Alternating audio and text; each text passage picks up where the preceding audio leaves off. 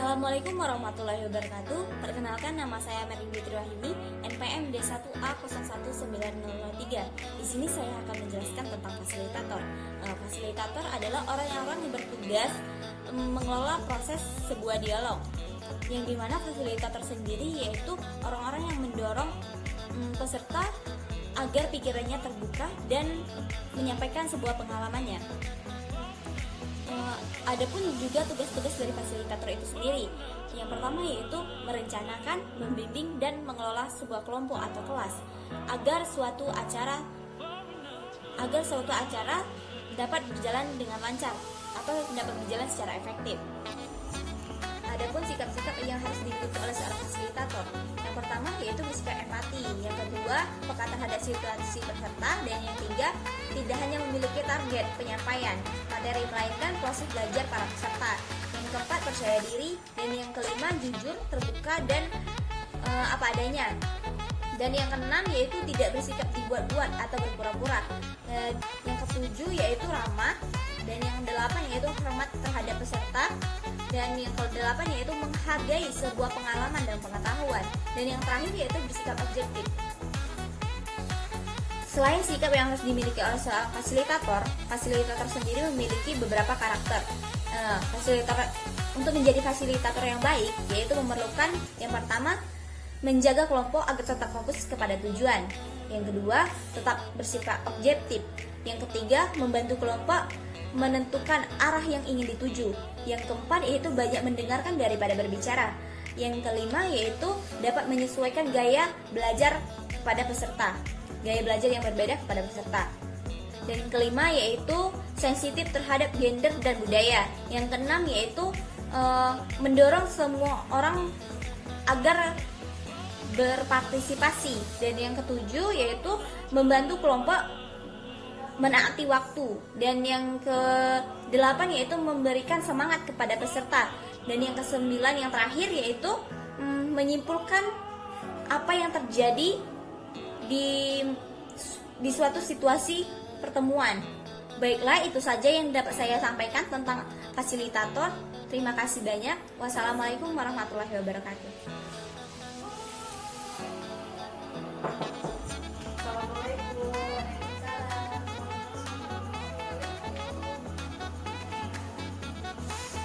Assalamualaikum warahmatullahi wabarakatuh.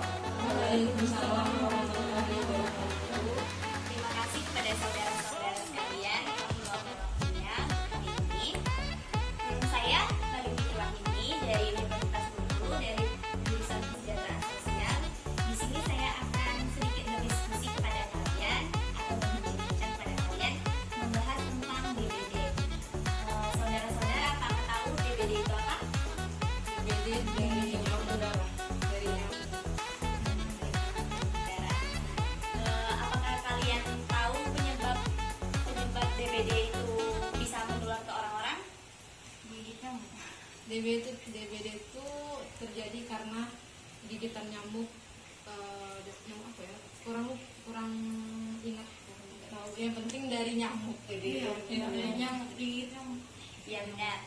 DBD itu sendiri merupakan penyakit yang dibawa oleh nyamuk yang dimana jenis nyamuk DBD itu yaitu Aedes aegypti, jenis nyamuk DBD. Jenis nyamuk itu sendiri ciri-cirinya seperti warna hitam sedikit berbintik-bintik putih, dan nyamuk itu sendiri merupakan nyamuk yang kecil, tidak besar. Apakah kalian mengerti? Dia mengerti. Ada yang nyamuk besar. Ada nyamuk yang jenis besar juga ada. Jenis nyamuk yang air itu jenis nyamuk yang besar. Tapi tidak menyebabkan demam berdarah. Tidak. Jadi ini khusus nyamuknya. Khusus. Kemudian apakah kalian tahu ciri-ciri fisik dari kita terkena DBD? Demam tinggi. Hilang berapa hari itu? Iya. Setelah itu apa lagi?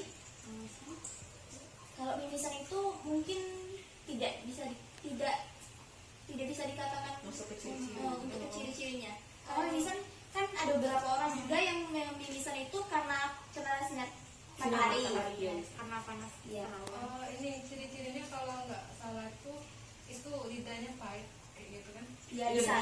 Malaria juga pahit. Malaria juga pahit. DBD juga DBD itu juga bisa merasakan lidah pahit karena kita merasa demam. Apa ada lagi? Nyeri di otot. Nah, benar. Ya itu aja. Baiklah, ciri-ciri DBD itu sendiri yang benar yang dikatakan tadi demam berdarah, demam tinggi sekitar 40 derajat ke atas atau 38 derajat itu bisa dikatakan ciri-ciri terkena DBD. Kemudian kepala terasa nyeri, sakit, bukan sakit seperti kita sakit kepala biasa masuk angin, itu bukan. Sakit kepala yang benar-benar cenak-cenak gitu. Kayak penyakit tipes tuh kan ada sakit kepalanya sakitnya kan? Ya. Kemudian di mata di belakang sini, bagian hidung sini, itu terasa sakit ke ini mata kita terasa mau keluar begitu.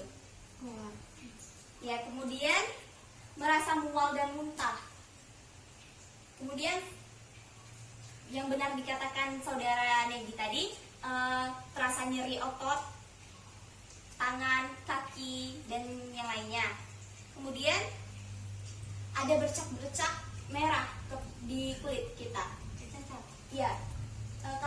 Kalau cacar itu tapi dia itu besar, tapi itu cuma bercak-bercak kecil dikit.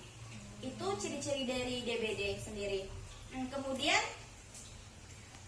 apakah kalian tahu bagaimana solusi untuk mencegah terjadinya DBD? Kalau menurut saya satu faktor lingkungan itu harus bersih, itu yang terutama. Biar nyamuknya nggak bersarang, seperti kayak ada kubangan air itu harus dibuang, dan juga kayak ada penyemprotan rutin dari Pemda atau dari masyarakat setempat. Kalau saya Ada lagi dari saudara? Sama sih kayak lebih menjaga lebih menjaga kebersihan gitu di lingkungannya. Bukan lingkungan aja sih, diri sendiri. Diri sendiri itu. Baiklah, untuk solusi mencegah DBD itu kita benar kata saudara tadi melakukan kebersihan kepada lingkungan. Yang pertama kita melakukan 3M, yaitu menguras bak mandi, mengubur sampah, dan menutup saluran air yang tergenang. Atau bisa disebut juga dengan membersihkan lingkungan yang kalian sebutkan tadi. Kemudian ada juga solusi untuk mencegah DBD itu seperti memakan makanan yang sehat, 4 sehat 5 sempurna, kemudian gotong royong setiap hari, melakukan penyemprotan juga seminggu sekali atau beberapa bulan sekali. Kemudian tidur itu kalau bisa pakai kelambu. Kalian tahu kan kelambu yang seperti apa? Pakai kelambu. Nah, jika mau beraktivitas di luar ruangan, alangkah baiknya pakai lotion untuk pencegahan nyamuk itu. Nah, tahu kan kalian? Nah, lavender itu. Ya, autan juga bisa.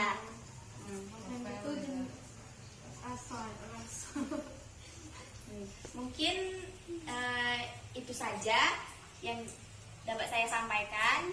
Terima kasih kepada kalian telah meluangkan waktunya untuk berdiskusi kepada saya.